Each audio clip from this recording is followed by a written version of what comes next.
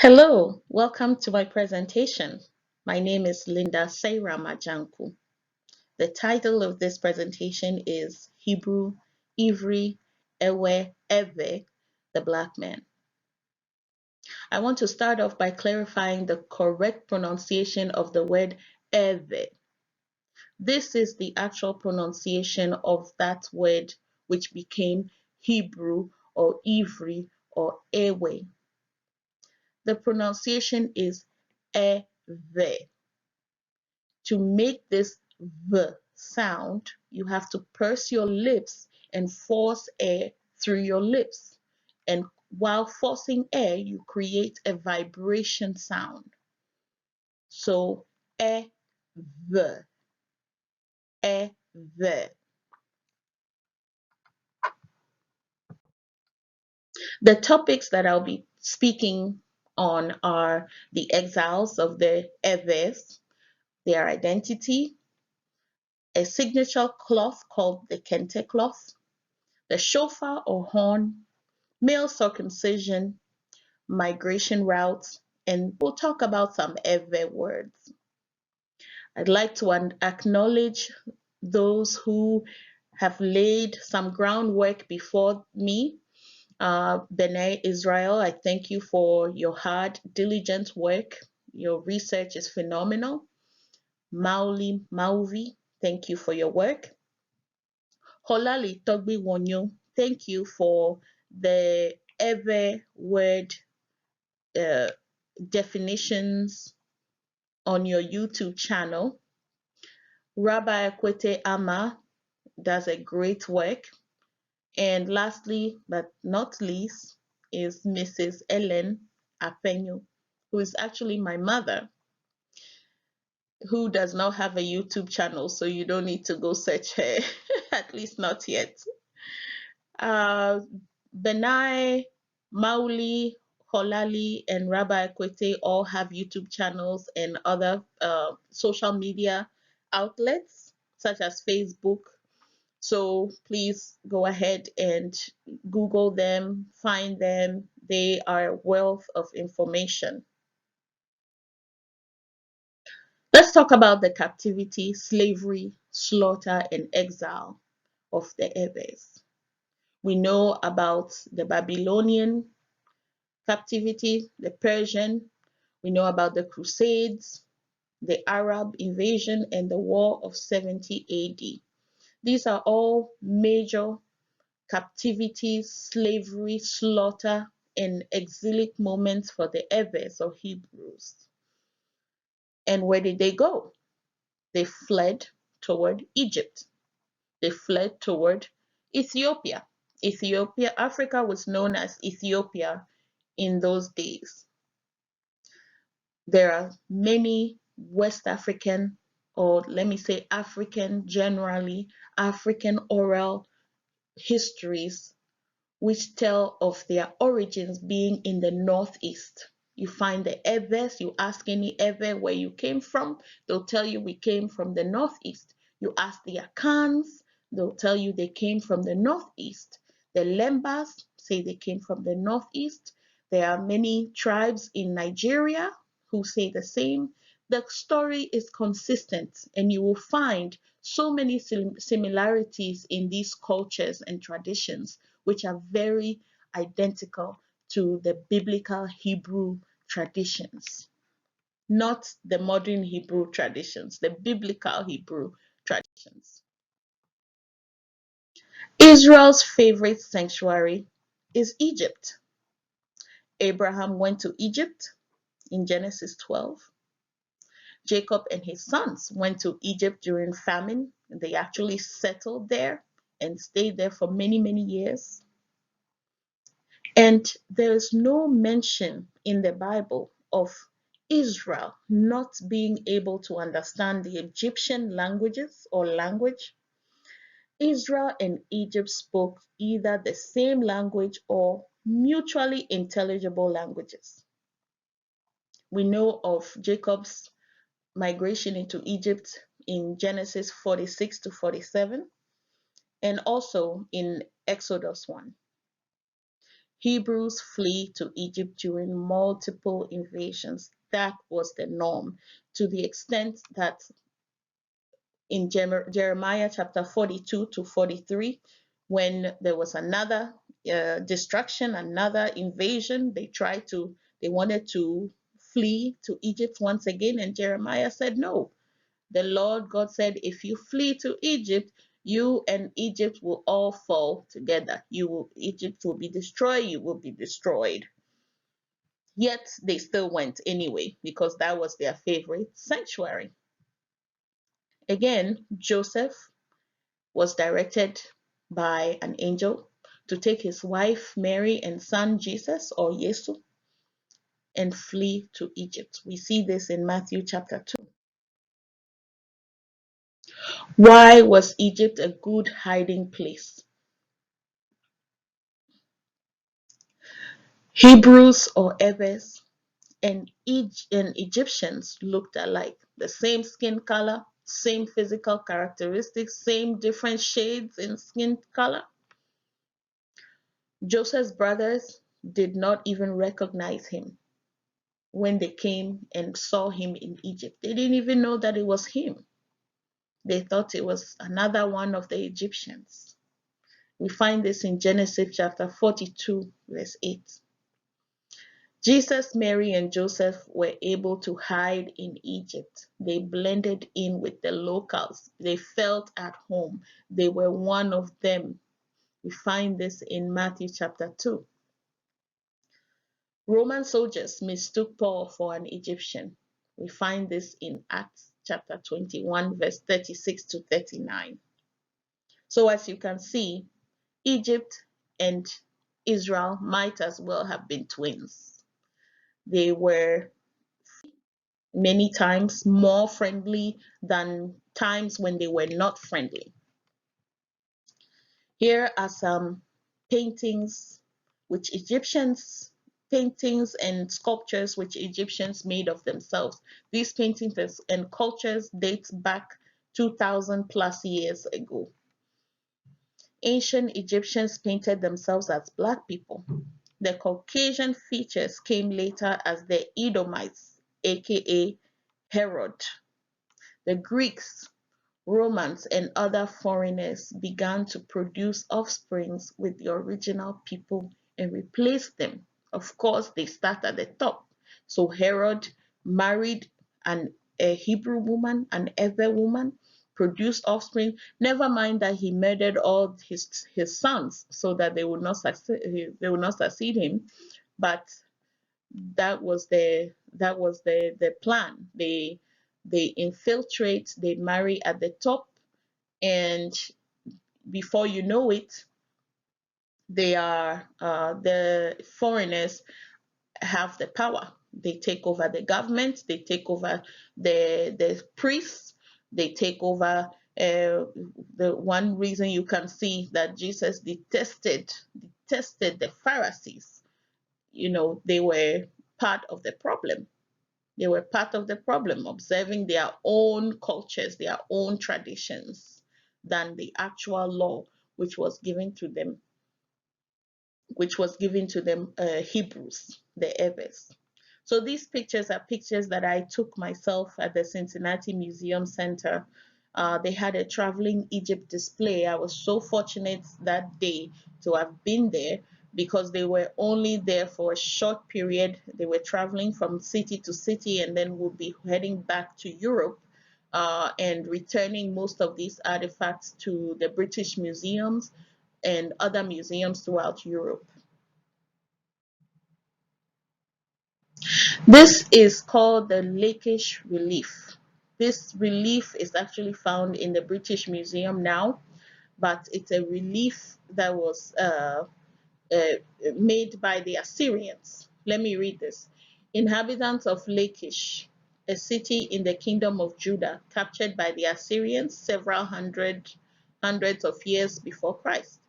The city's name was changed to Tel Ed Duer, Israel, in recent years. This is found in the British Museum. Here's a fact. There is a town in present-day Ghana called Lachi, meaning children of Lachi. I strongly believe that this Lachish is a mispronunciation of Lachi. Here again is a bigger picture of the relief. Assyrian captives from Lachish, these are Hebrews who were captured by the Assyrians. You can see their woolly hair. The Afro-textured woolly hair is much more different than the Assyrian straight hair with, I guess you can see some some bigger curls or waves, if you want to call it that. This excites me. This is a display of textiles. I love textiles. The exhibit A and B are 2,000-year-old fabrics, or actually more than 2,000-year-old fabrics found in Egypt. And the one in A and B, pictures I took at the Cincinnati Museum Center during the Traveling Egypt display. And exhibit C is a fabric that also 2,000 years old, which is found in Israel. You can see the similarities. The Egyptian fabric has stripes similar to the Israel fabric, which has stripes. So it's about the same size stripes as well. Now, here are some other fabrics, which right off the bat you can see the similarity with the Egyptian fabrics and the Israelite fabrics. You see the stripes, you see the blue and white, the thicker stripe, and then there are smaller stripes on each side. Those are standard. So A is an ever blue and white cloth. It's a Kente cloth. B is an ever Kente fringe blue and white cloth. And C is an ever multicolored cloth. Usually the colors are usually meant for special occasions. Blue and white is usually meant for joyous occasions, such as an outdooring of a child, what do you call it, even if an elder, somebody who passed away but is elderly and was expected to pass, so they do a celebration of life in such a cloth, which is the blue and white. The exhibit B, the colorful one, is more of a royal cloth. That's more royalty. You see the rich, vibrant colors. This type of cloth, the Kente cloth, is very, very durable, and it's a family heirloom. Here you can see pictures from Jacob Spieth. I don't know if you want to pronounce it Spieth or Spieth. His book called The Ewe People of Togo, German Togoland. In picture A, you see some women, again in their kente cloth, fetching water. And in picture B, you see men in their kente cloth as well. Notice the different kente designs. You have some straight horizontal stripes, you have some squares, and so many varieties of things. Now, these pictures were taken in the late 1800s. Here are some more women. They are just doing home chores, but they are wearing this beautiful, durable kente cloth while doing their home chores. That's amazing.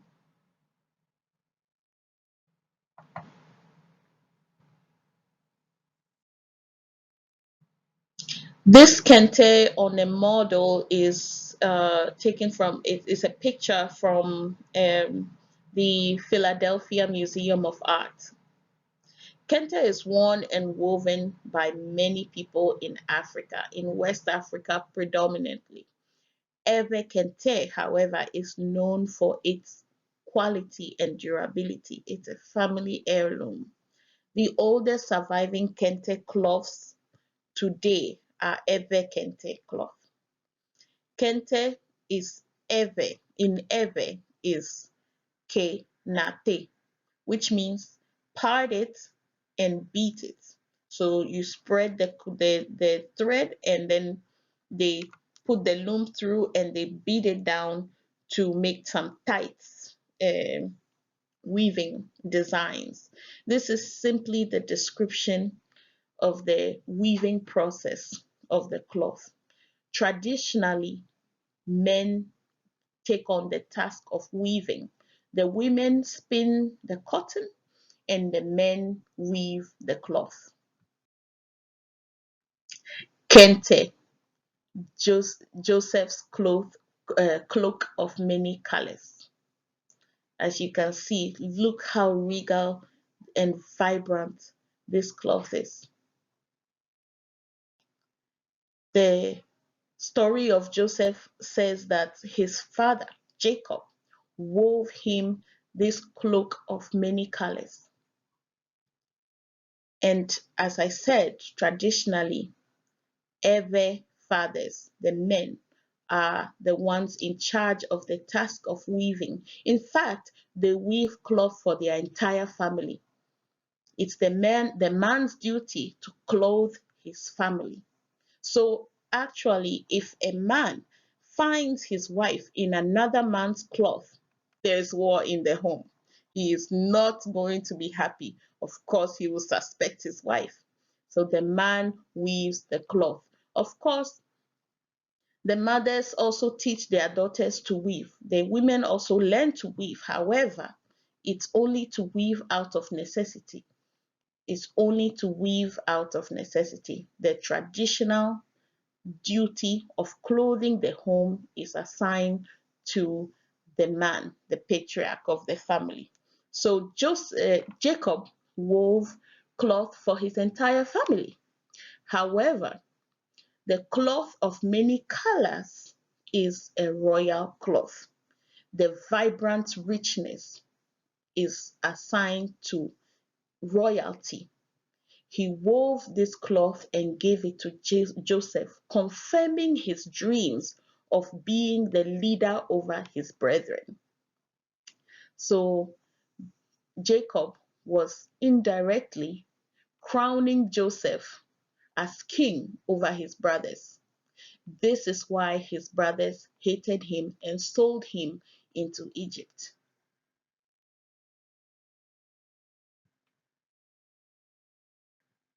Here is another sign or symbol of the Hebrews, the Hebrews. We use the ram's horn or shofar as it is known by the modern Hebrew. The modern Jews, we use the shofar. In picture A, you can see the king is seated and his general standing beside him with a shofar or a ram's horn in hand. This is a war horn. In picture B, you see two types of horns. The shofar, the plain shofar, and one with shells decorating it. These pictures, the drawing and the pictures are from the book The Ewe People of German Togoland. Another sign of the Ewes, male circumcision.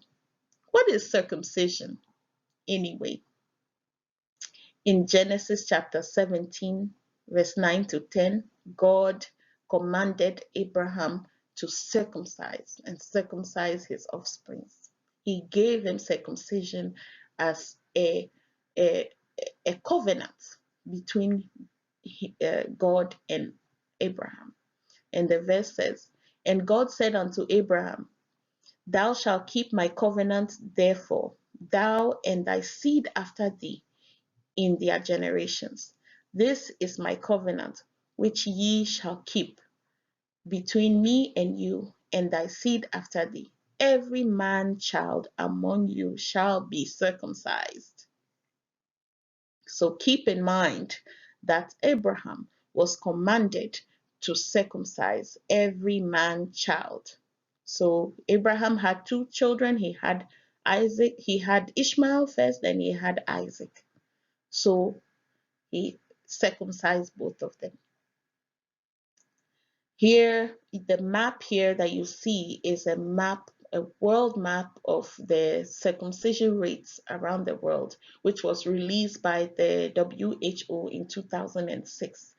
This study was done to actually launch an initiative to promote circumcision as a prevention practice of HIV. So they wanted to say that the people who circumcised were less likely to contract HIV/AIDS. So they did the study across the world, you can say, but mainly in Africa, in the Middle East, well, all around the world, to see who was actually circumcising and how that affected their HIV rates. And they came out with the results and said that yes, the places who circumcise more in the HIV, um, where HIV was more common, such as Africa, the African nations or peoples who circumcised were less likely to contract HIV than men. So as you can see, most of Africa and the Middle East have high prevalence of male circumcision, but there's a difference. North Africa, East Africa, and the Middle East, they mostly circumcise for religious reasons. But West Africa and Southwest Africa circumcise for tradition. They say they are circumcising because their ancestors did it. That's the difference. Who was the ancestor who began the tradition of circumcision? Abraham. So you see where the children of Abraham are. Here is a map by Danville in 1747 where he located where he said Jews had exiled into. So this was one European who did acknowledge that yes, the Hebrews did flee into Africa also, even though now they are denying it. And if you just Google where the Hebrews exiled, you find most of those maps coming from them point to the Middle East and to Europe, which doesn't make sense. How do you flee towards your enemy? Do you want to die? I don't know. Anyway, so the circled areas, I don't know if you can see it well. I'll try to maximize. No, that doesn't work.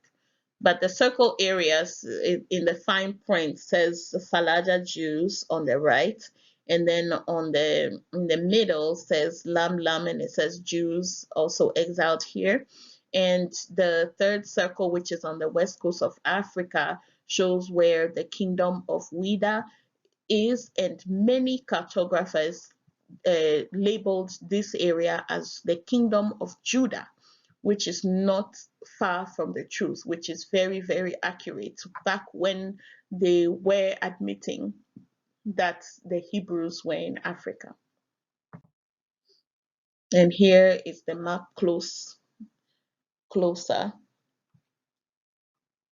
You see Falaja Jews to the right. The Falaja Jews are still persecuted.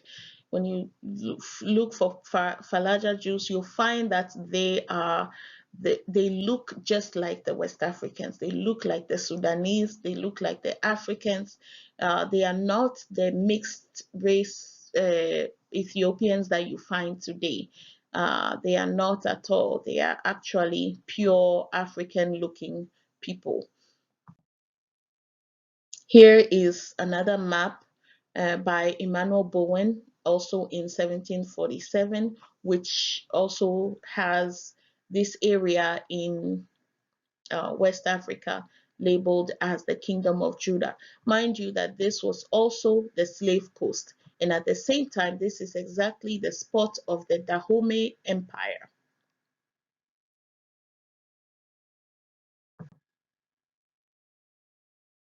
John Ogilvy. So after leaving Egypt and before settling in West Africa, the Eves were in a place called Semen. And you'll see they mentioned that they also stayed in Semen before there are other places where they migrated. So John Ogilvy writes in his book about Africa, an accurate description of Africa in the late 1600s, actually. Very, very old reference here. He says the country of the Jews or kingdom of Semen or Semen. Sanutus calls this country in Italian Terre Guidei, which means Judah land, essentially, or land of the Jews. The Abyssines, Sionuche, but diverse Europeans, a little altering the pronunciation, Semen or Semen, instead of Semench or Semen or Zemen. It lieth enclosed with mountains and deserts, on the east extending themselves to Nile, on the south to Congo, and the equinoctial line in the west to the kingdom of Benin, and on the north over against Davina and Medra, a country but little known and less conversed with, and under the dominion of the Abyssines. Ogilvy, page 334. I have the reference in at the end of the slides, so you'll be able to actually go and find this book, even though it's very, very expensive. But you know, where there is a will, there is a way. We can find it online. So here is, according to Ogilvy, this would have been Seme. It's, there is a place called Seme in the Ewe culture, in the Ewe tradition, and it's one of the places of their sojourn that they list, where they stayed. They say we sojourned in Seme. We call it Seme, not Sime, not Zime, not Semen. It's Seme. Seme means within the law. We are in the law. So that gives us a clue that when they sojourned here, they made every effort to abide by the law of the Most High. Here is a map that I made of the migration routes of the Ewes. So unfortunately, you can't see it very well, but I'll read it to you. On the northeast, where we popularly know that place as Israel today, in ancient times it was called Kana.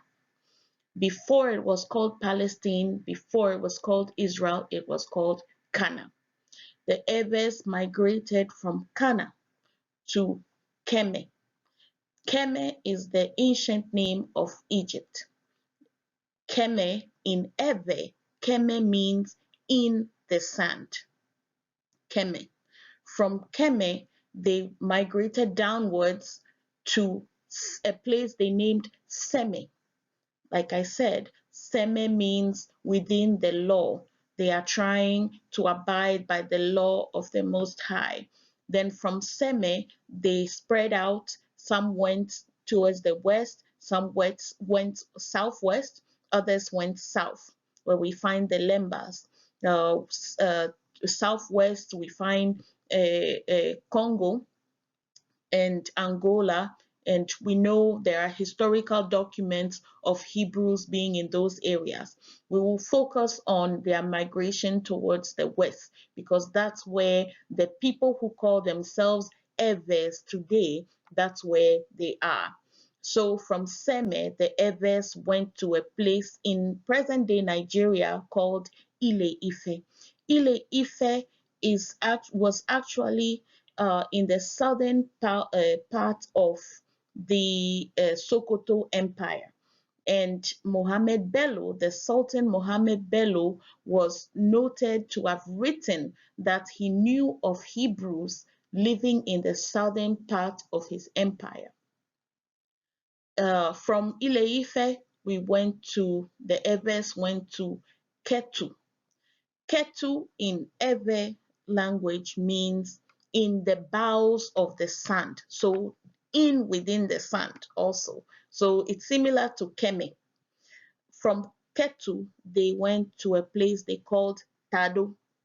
Tado means the head or the chief, the leader has arrived. So in their exiles, they always sent spies or people to go ahead. And once the coast was clear, then they sent for the rest of the people and the king. So while they were waiting there, when the king arrived, then they decided, okay, this place it's called Tado because our king has arrived or our leadership has arrived. From Tado, they went to a place called Ngoche. Ngoche is in present-day Togo. From Ngoche, they went to Keta. Keta means on top of the sand. This is the home of the Anglo-Eves of today. This is actually literally on the coast of West Africa in southeastern Ghana. From Keta, there are some who spread out while the Anglo-Eves remained in Keta, but others spread out throughout southeastern Ghana, Togo, and some remained in Benin, some remained in Nigeria. So these are the migration routes of the Eves. There are two notes we should take. So two notable names on the map on the left are Wida, which is also written Judah. On the old maps, the old cartographers were somewhat honest and did write on that area that the people there, the kingdom there is the kingdom of Judah. Also of note, there is a town which is not showing here on the map, is a town within the old Dahomey Empire that was called Kana. So within the Dahomey Empire, you find Judah and you find Kana. So the Eves were in the habit of renaming the towns where they land the previous names that they knew, in addition of also making new names. Here is a map of Kana. This map is from 1822. So this is the march to Abomey, when the French army defeated actually the Amazons of the kingdom of the empire of Dahomey. So Kana is found also in the Dahomey Empire. This is where the last major Franco-Dahomean war took place. The last king of the Dahomey Empire was called Behazi. Behazi. This name is similar to the name Gehazi, which is found in the book of 2 Kings from chapter 4 on. Behazi means life as an egg, or life is delicate. So you see in the Dahomey Empire, you find Kana, you find the kingdom of Judah, and you find cartographers saying the Hebrews are here, that these are the people of Israel who exiled. The Exodus commemoration. This is so fantastic. Eves celebrate an Exodus each year in their various communities where they are. They celebrate an Exodus and reenact their exiles from different places. They are aware that they are exilic people who came from far away. They will tell you they came from the northeast. Their most celebrated Exodus today is their Exodus out of Ngoche to their present locations along the coast of West Africa. They remember that particular ones vividly because there was a wicked king who was ruling over them at Ngoche. So when they were able to leave, they made it a point to celebrate that exodus. However, the others have been exiling from place to place for many, many centuries, starting from the ancient land of Kana, our ancestral home. Here are some biblical names that are easily found in Ewe language. We'll start by Eli or Eliakim. Strong's H471. Eliakim, pronounced Eliakim, meaning in modern Hebrew, God raises or God sets up. But in Ewe, Eliakim or Elikim means God establishes my roots or God has planted me solidly. Michael, Strong's H1714. Mikael, pronounced Mekael, meaning in modern Hebrew, who is like God. In Ewe, Meka means who. Contextually, who can challenge God or who is like God. Manasseh, Strong's H4519. Menashe, pronounced Menashe. Modern Hebrew meaning causing to forget. That's what they say it means. But in Ewe, Menasse or Manasseh means I have provided the law or I will give the law. Mary, Strong's H4813. Miriam, meaning in modern Hebrew, rebellion. That's what they say it means. The modern Hebrew says Mary means rebellion. However, in Ewe, Miram means bless me. Miram, bless me. Gilgal. I thought this was interesting. So Gilgal, found in Strong's H1587, is also pronounced Gilgal, meaning in modern Hebrew a wheel, rolling, or circle of stones. This is the first site of an Israelite camp west of Jordan and east of Jericho. It's found in Joshua 4 and 5. In Ewe, Gliga or Gliga means great wall. If you Google Gilgal, you will find images of remains of stone walls. So the Ewe pronunciation is actually the correct one. It's Gliga. Names of God in Ewe. Now, this particular topic has been hashed and rehashed, and I'm not going to go into too much detail about it because there's enough information out there, especially those who are acknowledged. You'll find in their material that the information is accurate. It's pretty accurate. So I feel free to cite any of them. So God in Ewe is known as Mawu. Mawu means I will surpass. Mawu, I will surpass, or I am exceeding abundant.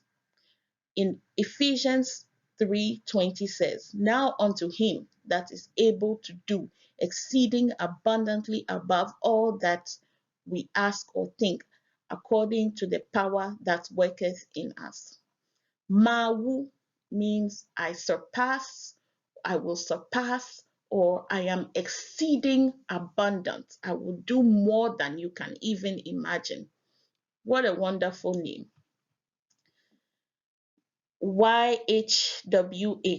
You know, they say they couldn't pronounce the word, the name of God, but in Ewe is Yahweh, because the Ewes bear the name of the Most High.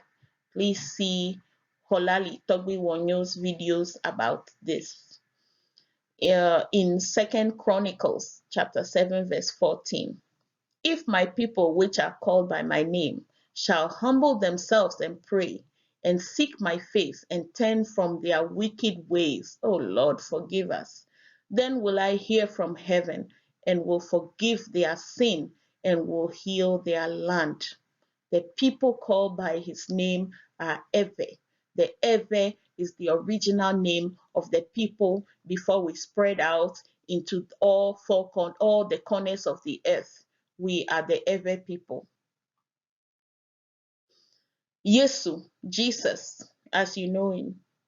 Jesus is actually not Greek. They keep saying that it's Greek, but it's not true. Jesus is derived from Yesu. Yesu in Ewe means I am enough. That is him declaring that he is sufficient. Yesu, he is enough for you. You don't need any other. The Hebrews, the Ewes, were in the nasty habit of taking on idols. You find even in the book, in Jacob Spear's book, the Ewe people of German Togoland. My goodness, these people love idol worship. And they even admit that they actually started in ancient times. All they knew was the Most High God, the one true God. But then they thought that God had left them, and the only way to communicate with God was through these idols, which they called Mungo, which literally means things. They call their small gods things, you know. And this is an epidemic. It's an epidemic. But truly, God's word will never fade, will never pass away without accomplishing what it's intended to do. So the people of God will come back to him because we are his beloved. So Yesu is I am enough. Emmanuel in Ewe is Yimianu. That means go in our stead, or our replacement, be our replacement. Jesus, or Yesu, took the punishment for our sins so that we might be saved. Isaiah 53 verse 5. Not only that, he is also our high priest who stands in the gap for us. He is with us. Emmanuel, Yimianu.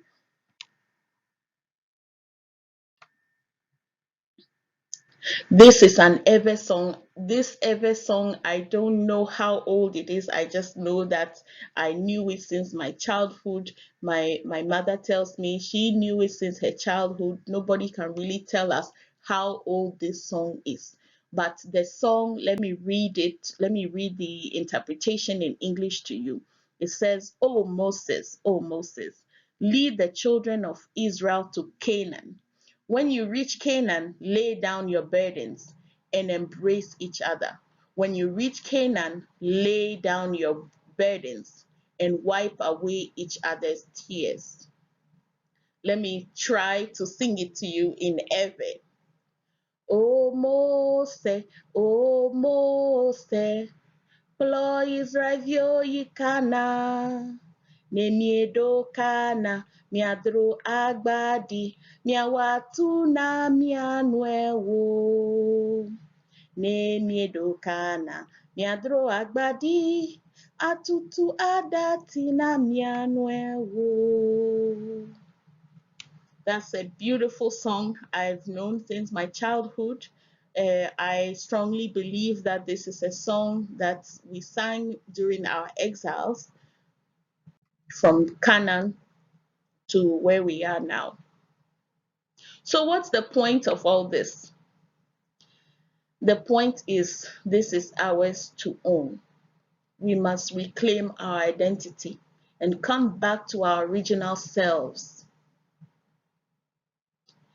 The people who the Most High, Mauga, which is the great God, the great Mawu, the one who surpasses all, who is exceedingly abundant, the great one, Yahweh, or some call him Yehovah, created us to be his beloved.